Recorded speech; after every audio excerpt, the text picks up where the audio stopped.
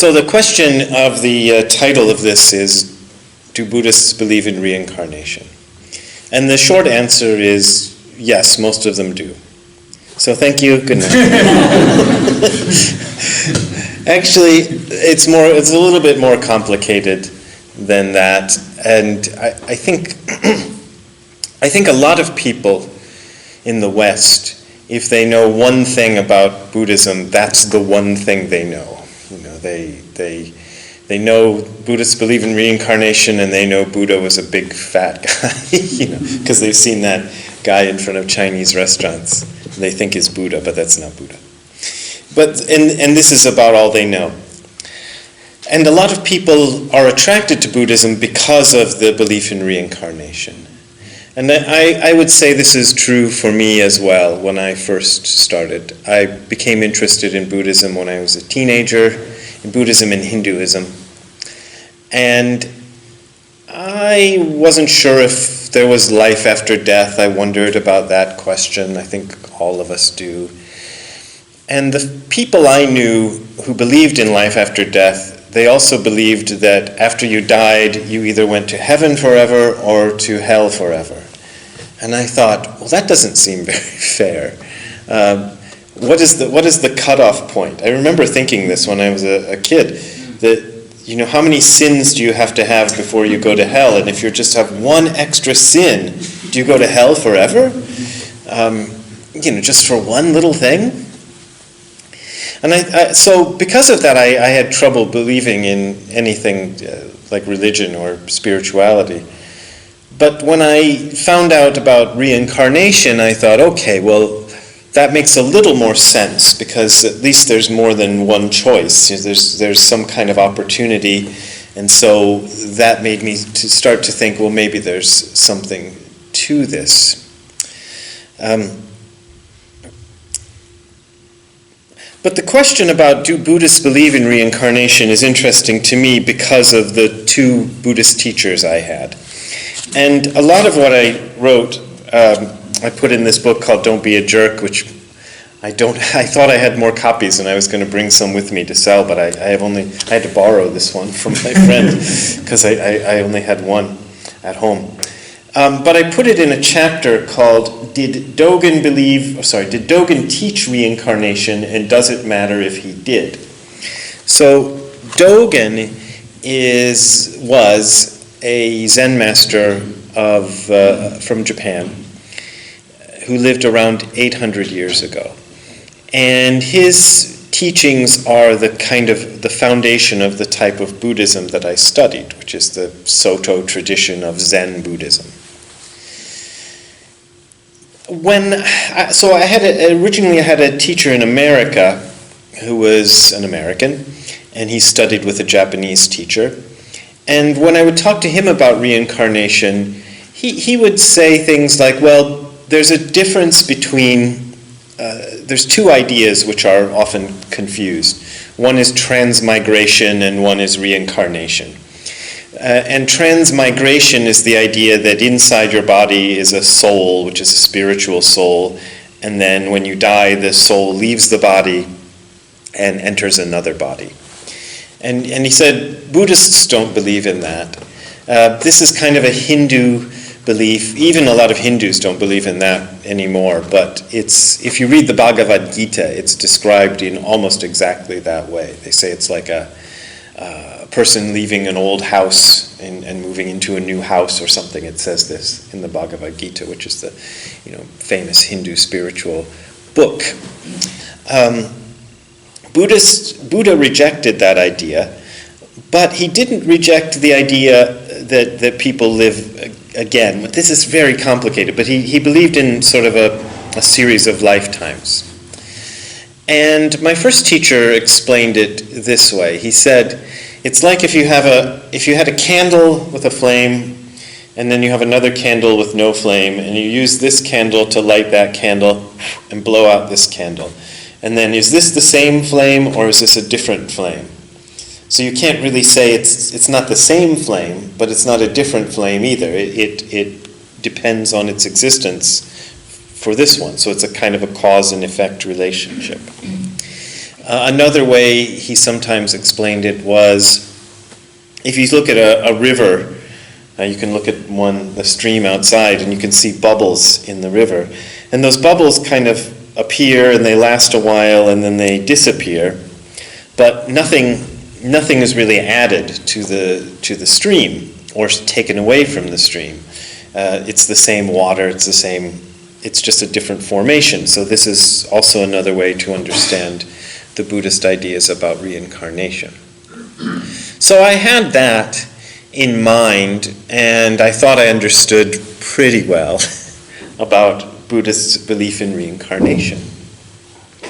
So after about 10 years of practicing with my first teacher in America, I moved to Japan. And there I found another teacher, which you just heard a little bit about. I could hear his name was mentioned, who was Gudo Wafu Nishijima Roshi. And he was the translator of Shobo Genzo, as we heard. And if anybody asked Nishijima Roshi about reincarnation, he would say, no, Buddhists do not believe in reincarnation. There's no such thing as reincarnation. He was very strong on this idea. He said this is a Hindu belief that was mistakenly incorporated into Buddhism later, and some Buddhists, they believe it, but it's not. It's different. The Buddhist idea is totally not reincarnation. So I was kind of confused.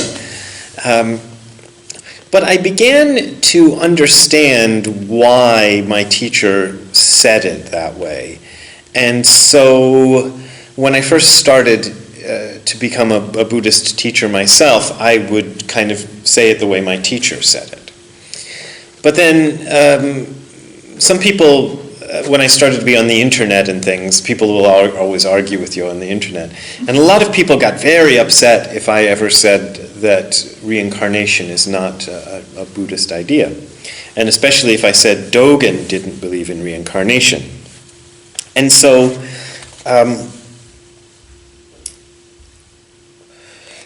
I'd like to read you some of what Dogen said, and we can kind of see what this idea about reincarnation is and how difficult it becomes when you start getting into it. This is from one of Dogen's famous pieces of writing, Ben-Dowa, and this is probably one of the main reasons that my teacher always said that Buddhists do not believe in reincarnation. Dogen says this: according to the non-Buddhist view, there is one spiritual intelligence existing within our body. When this body dies, however, the spirit casts off the skin and is reborn on the other side. So even though it seems to die here, it lives on there. Therefore, we call it immortal and eternal. But if we learn this view as the Buddha's Dharma, the delusion would be too shameful for comparison.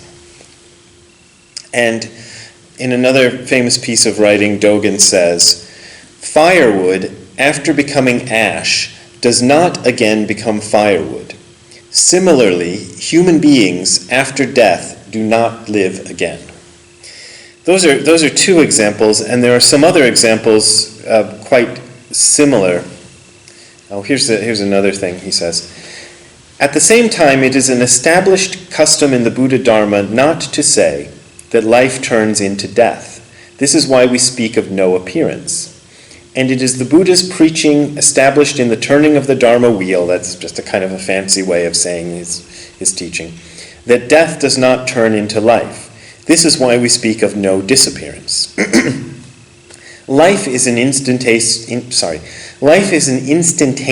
situation, and death is also an instantaneous situation. Or another way of translating that is, life is a situation at this moment, death is also a situation at this moment. Now, even though Dogen says that, there are also other places in which Dogen seems to say something different. So I'd like to read you two of those. This one comes from a piece of writing called Karma in the Three Times. So probably most people have heard about the concept of karma, that things happen because you do something and you get a reaction to it. Dogen says, the 19th patriarch, Venerable Kumaralabda, those are hard to say, arrives at a country in central India where a saint called Gayata asks, in my family, father and mother have always believed in the three treasures, which is Buddha, Dharma, and Sangha. It's a thing you should believe in. Yet they have been beset by ill health and in general are disappointed in all their undertakings. My neighbor's family has long done the work of the untouchables, that's the lowest people in the Hindu caste system. Yet their bodies are always in sound health and their doings harmoniously combined. What is their good fortune and what is our guilt? And the venerable one, this is the guy whose name I can't pronounce, says, retribution, that's consequences or things that happen, good and bad, has 3 times. Generally, people do not know that shadow and sound accord with their sources, not differing by 1,000th or 100th, and even with the passing of 100,000 million kalpas, which is a very, very long time, never wearing away. And Dogen explains this by saying, retribution for good and bad has 3 times means retribution is received in the immediate present, it is received in one's next life, or it is received later. And he says, if people have committed in this life the 5 actions leading to incessant hell, and just in case you're wondering, that's to kill your father, to kill your mother, to kill a Buddhist saint, to cause the Buddha's body to bleed, or to disrupt the Sangha. If they've done any of those things, they will inevitably fall into hell in their next life. The next life means the life following this life. And he even goes more. If people having committed in this life either good or bad, feel the effect of good karma in a 3rd life or a 4th life, or even after hundreds of thousands of lives, this is called karma that receives retribution later. So, that sounds like he believed in reincarnation. And then we even have a better one. This comes from a piece of writing by Dogen called Doshin, which means the will to the truth. And in this chapter, he is talking about the importance of revering the 3 treasures, which is Buddha, Dharma, and Sangha. And those of you who are on my retreat, we've been doing that at the end of every day. We're reciting the Buddham Saranam Gacchami. That is revering the 3 treasures, Buddha, Dharma, and Sangha. And he's talking about that, how important that is.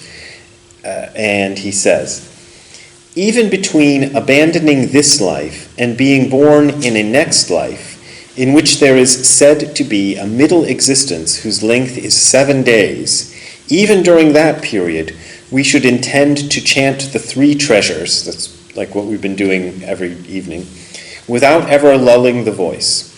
After 7 days, we are said to die in the middle existence, and then to receive another body in the middle existence for 7 days. At the longest, this body lasts 7 days. At this time, we can see and hear anything without restriction, as if with the supernatural eye. At such a time, spurring the mind, we should chant the 3 treasures. We should chant without pause, not forgetting to recite, and this is the way it is in Japanese, Namu Kie Butsu, Namu Kie Ho, Namu Kie So. Basically the same thing as that Buddham Saranam Gacchami that we've been chanting. Which is homage to Buddha, homage to Dharma, homage to Sangha. When, having passed out of the middle existence, we are drawn close to a father and mother, we should steel ourselves, and even when, due to the presence of right wisdom, we are in the womb store world, which is another mythological place where you exist before you become born in another life. Even in the womb store world that will commit us to the womb, to the next life, we should chant the 3 treasures. We might not neglect to chant even while being born, which I think would really surprise the doctors and the mother if you did that, but I don't know, maybe someday, sometimes it happens. So here he seems to be kind of teaching a belief in reincarnation. But what I think is important is that all throughout Dogen's writings, even though he makes reference to reincarnation, he never really teaches it, in the sense that he never really says, here is what happens after you die, you should believe this is what happens after you die, and it's important to believe this. It seems more that he assumed his audience believed this already, and that he was using this as a way to teach something else. So in every case I've been able to find where he mentions reincarnation, these are just two examples, there's a few others, he's always teaching something else. So my conclusion after reading it is probably Dogen believed in something like reincarnation, but he didn't seem to think it was very important. He seemed to believe that what was much more important, and the thing that he spends most of his time talking about, is how to behave in this life, and the importance of being clear about this life we're living now, and the importance of not worrying too much about what might happen after we die. He says some other interesting things which I saved on my phone, and I want to read them to you as well. There they are. He says this: life is not the primary occurrence, and death is not the secondary one. Death does not oppose life, and life does not depend on death, which might be one of these other quotes that my teacher would have referred to in saying that Dogen did not believe in reincarnation. He says in another place, we need not fear life and death, because even before we are finished with life, we are already meeting death in the present. And even before we are finished with death, we're already meeting life in the present. Life doesn't hinder death. Death doesn't hinder life. And this kind of refers to another Buddhist view, which says that the universe and all of us in it and everything is born and dies so many times in 1 second that we can't possibly even perceive it. There's one chapter, and I forgot to make a note of it, but there's one chapter in Dogen's writings where he tells us the number. Somehow he calculated the number of times the universe is born and dies in one day. And it's this really long, crazy number, but very specific, like 64,284,000, whatever. It's a long, long number. But so the idea is that this moment is the only real moment. There's something special about this particular moment, the one we're all sharing here right now, that makes it different from the future and the past. And we are really alive in this moment. So in this moment, life is what's happening. But the death is also happening in the sense that, what I was doing a minute ago or 5 minutes ago or 1 second ago is already gone, and it's already kind of disappeared into wherever those things disappear into. So that's another way of looking at it. Let me read you some more Dogen quotes before I talk about other things. He says, remember, living and dying is the action of the Buddha's truth, and living and dying is a tool in the Buddha's house. In using it, we should use it carefully. In clarifying, we are able to be clear. Here's another good one. To think that Buddha nature is our essential nature, the kind of deepest core of what we are. To think that Buddha nature exists only in life and will vanish at death is naive and shallow. Living is Buddha nature as existence, and is Buddha nature as being without existence. This is if you read this in Japanese, it's actually kind of makes more sense, but because the two words are contrasting. Dying is Buddha nature as existence, and is Buddha nature as being without. The words he's using, in case anybody cares, are u and mu, and that's existence and being without. If you study Buddhism, you'll see the word mu a lot. It means nothingness. Here we go. Do not be unduly in love with life, and do not be unreasonably afraid of death. They are just the place where the Buddha nature exists. And those who are disturbed or offended at this are non-Buddhists. And here's one last quote I'll give you from Dogen. To understand that we move from birth to death is a mistake. Birth is a state at one moment. It already has a past and will have a future. For this reason, it is said in the Buddha Dharma that appearance is just non-appearance. Typical Zen craziness. Extinction, or death, also is a state at one moment. It too has a past and a future. That is why it is said that disappearance is just not disappearance. In the time called life, there is nothing besides life. In the time called death, there is nothing besides death. Thus, when life comes, it is just life, and when death comes, it is just death. Do not say, confronting them, that you will serve them, and do not wish for them. So, yeah. So to me, the answer to the question of do Buddhists believe in reincarnation is a little bit more complicated than a simple yes or no. If we believe in reincarnation as the idea that I will continue to live after my death and be another person or a frog or something, whatever we become after we die, then that's not what Buddhists believe. So, but at the same time, there's an idea that there is a deeper level to this life, to the universe in general, which is not subject to life and death, and this is where it gets weird. Dogen calls this something a lot of things, including something.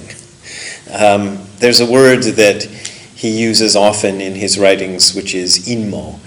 And inmo is actually a Japanese pronunciation of a Chinese word, so it's not even a Japanese word. But it's a word that means something.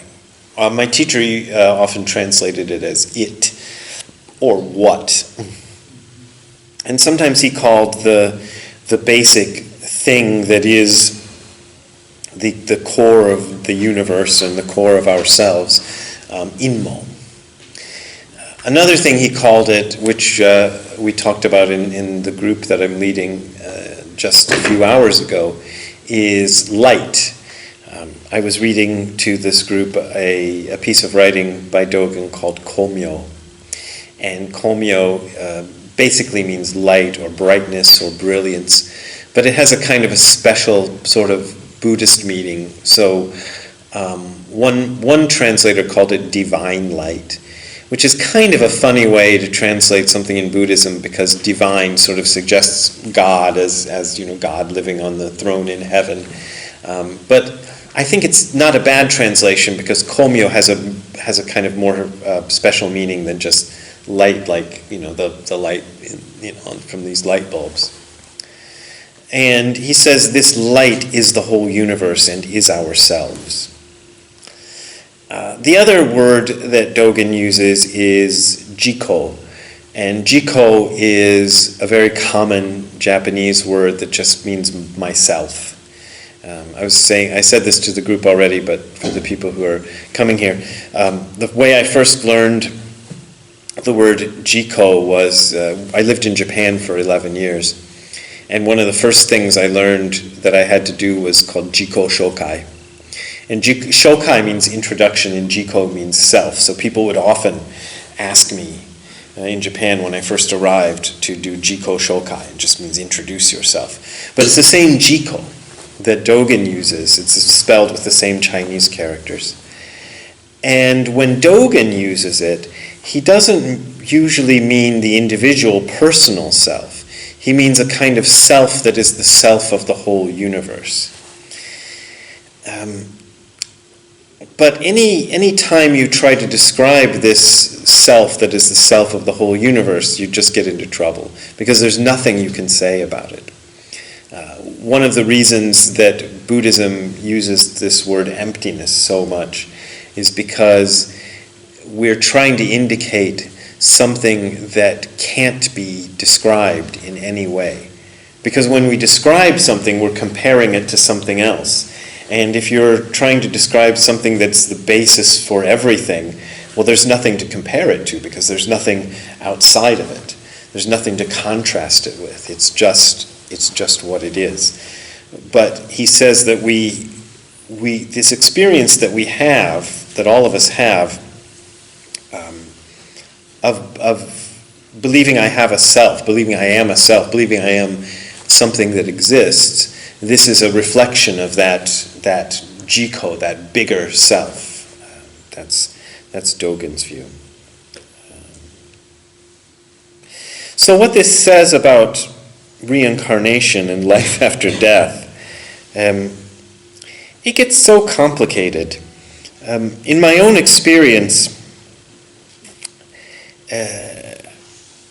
when I started to study Buddhism, I didn't know if as I said earlier, I didn't know if I believed in life after death. And I kind of grew up, like I think most of us do, with this kind of materialistic understanding of the universe, which is based on, there was a Big Bang, 4 billion years ago, and there was evolution, and there were, fish, and they evolved into amphibians, and they evolved into dinosaurs, and they evolved into woolly mammoths and cavemen, and then they became us.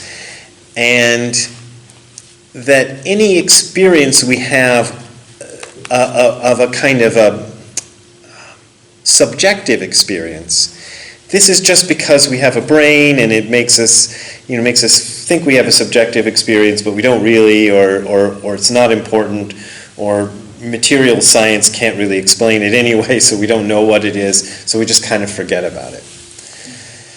And, well, maybe we don't forget about it, but we can't talk about it, we can't say anything about it. And what interested me in Buddhism was they had the idea that this experiential self was actually significant and important, and that it had something to do with the basis of the universe, and that it was something that was held in common with everything. So the Buddhists don't look at, for example, this table as being dead, and this bottle as being dead, and this, cup as being dead, and then all of us are alive in contrast with that.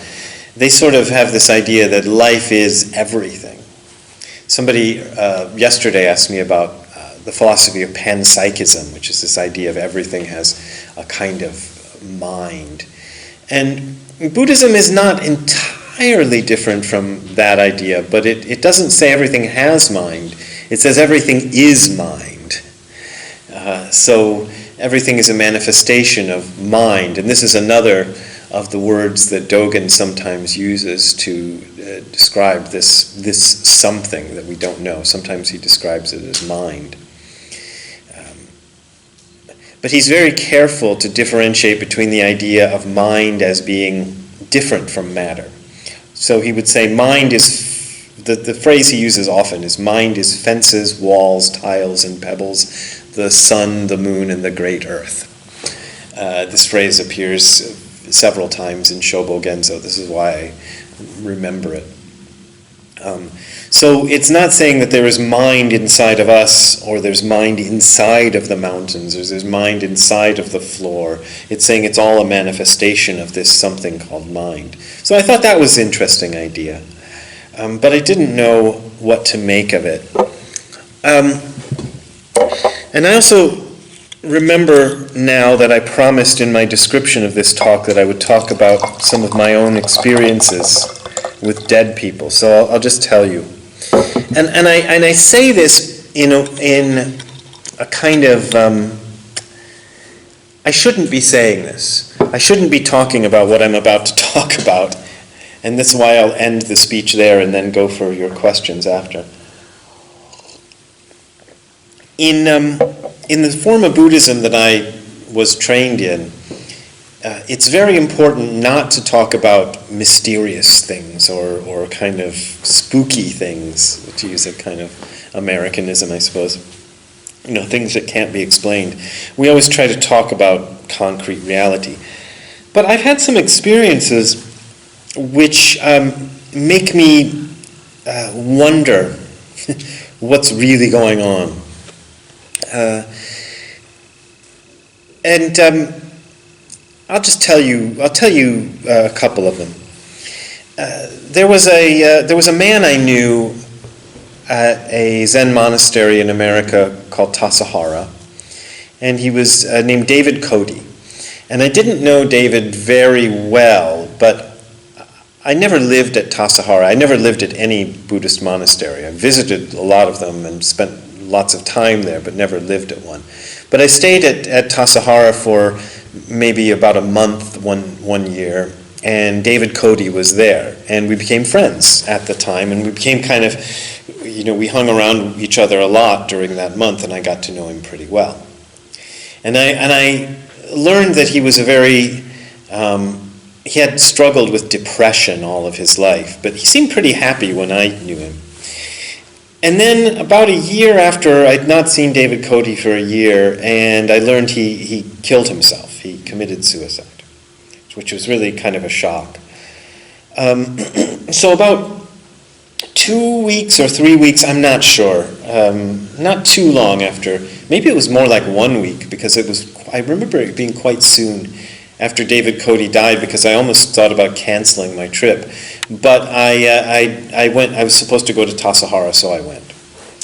And because I'm technically a Buddhist priest, when I visit Tassajara, when I used to visit there, they would sometimes ask me to lead ceremonies, kind of like the ceremonies that this group has been doing every morning, where you just stand at the altar and do some bows and stuff like that.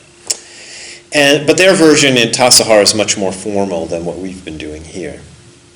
So I would have to dress up in a set of full Buddhist robes, which are very hot, and it was the summer, and I was getting ready to lead this ceremony, and the only place that wasn't incredibly hot that I could find was this little tree, because this is California and it's very dry. So I was standing under this little tree, waiting for, you have an assistant when you do these ceremonies, so I was waiting for my assistant to come, then we could go into the actual zendo, and it was nice, much cooler in there. But I was waiting for this person to show up. And as I'm waiting there, suddenly David Cody was behind me. I don't know how to explain it any other way, but if you had a close friend who you knew very well, and your close friend stood directly behind you, you might know that he's there. It's that kind of feeling, like some kind of feeling that this person is standing right nearby. And it was a very strong feeling. And it lasted for 10 seconds or something. It wasn't very long, a very short time. And then that feeling was gone. And I thought, that's weird. The other thing that happened to me along those lines was when my mother died in 2007, I had visited her. I was living at the time in California, and she and my dad were living in Texas. So, I don't know if you know the United States too well, but it's by airplane, it's like 3 hours by airplane to go. And I had gone to see my parents for Christmas. And my mother had been very, very ill for a long time. She had a condition called Huntington's disease, which is really terrible stuff. And she'd had it for 20 years or something. And by this time, must have been Christmas of 2006, her condition was so bad she could barely even move. So she was kind of just laying in a bed most of the time, and she could smile at you, and she could sort of talk, but it was impossible to understand what she was saying, but she would try to talk. And I remember having this feeling like, this is probably the last time I'll see my mother. I don't know how much longer she can go on like this. But, I had 1 week there, and then I went back to California. And so one day I'm back in California, this is like 2 weeks later, in bed, and I was sleeping, and suddenly I woke up fully awake at about let's say 4:30 in the morning, very early in the morning. I'm not sure exactly the time. But I was just suddenly awake. And I could hear a song playing, as if somebody had turned on a CD player in the room and was playing this song, but I knew there was nobody playing this song. And the song was one by John Lennon, and it's called My Mummy's Dead. If you know John Lennon's stuff, it's on his first solo album. It's a very short song that comes at the end of the album. And I heard that the song is, like I say, it's very short. It's about 1 minute long. And I heard the entire song play, and then it stopped. And I thought, that's weird. Why am I? But I didn't feel frightened like I would expect to feel if I suddenly heard a song playing when there's nobody around playing a song. It felt very, very calm, like it was okay. Everything was okay, and I felt good about it, but I just didn't know what this was. So I was awake for a little bit after that, but I just went back to sleep. And a few hours later, I got a telephone call from my dad saying that my mother had died. My dad was very loyal to my mother, even all through her sickness. So he always took her into bed, and he slept in the bed next to her.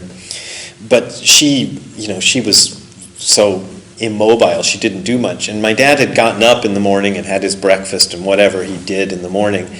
And then he went back to check on my mom, and that's when he noticed that she had died. He wasn't sure how long she had been dead by then, but she had died. And I can only guess that the moment she died was the moment that I heard that song playing, because it would be exactly fits the right time. So those are two things, and those are kind of experiences. I think a lot of people have sort of similar experiences. Ever since I've started talking about this, I keep meeting people who've had similar experiences. And so I can't prove anything by these experiences. And somebody could say, oh, well, you just hallucinated that, oh, you just dreamed it or just imagined it. And that's okay, if you want to say that, but in my experience, these experiences are as real as any other experiences I've had that I know are real. Like, that I drove from Munich a few days ago in a car with Annetta driving. It was as real as that experience. So I don't know what to make of it, but I feel that there's some kind of significance to this. And so now I start to believe a little bit, but I still understand. And let me wind this up now. I still understand why my teacher always said no to reincarnation. And the reason is because a lot of people, they fixate on the reincarnation, and they never want to think about anything else, especially when they get into Buddhism. And it becomes a kind of a block. There was a writer, an American writer named Kurt Vonnegut, and I used to like his writings a lot. And one time I read this speech where he's talking about writing, and he said, I never put a love story in any of my novels because I know that the readers will only care about the love story and never care about anything else that happens in the novel.